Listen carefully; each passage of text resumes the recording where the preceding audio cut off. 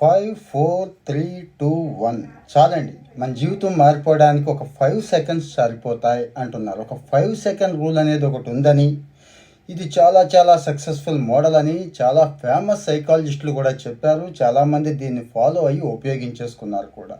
విషయం ఏంటి అంటే, మనం డెసిషన్ తీసుకోవడానికి ఆలోచిస్తూ ఉంటామండి. గ్యాప్ అయితే ఉంటుంది ఇక్కడ. సో ఈ గ్యాప్ని ఫిల్ చేయడానికి, క్విక్గా డెసిషన్ తీసుకోవడానికి ఈ 5 సెకండ్ రూల్ అనేది ఉపయోగపడుతుంది. జనరల్గా మన బ్రెయిన్లో ప్రిఫెరల్ కార్టెక్స్ అని చెప్పి ఒకటి ఉంటుందండి. అంటే ఆలోచించి డిసిషన్స్ తీసుకునే విభాగం అన్నట్టు. అది పని చేయదు, జనరల్గా ఉన్న వాళ్ళకి పని చేయదు. ఎవరైతే ఈ రూల్ ఫాలో అవుతున్నారో, ఈ 5 సెకండ్ రూల్ ఫాలో అవుతున్న వాళ్ళకి పని చేస్తుంది అన్నట్టు.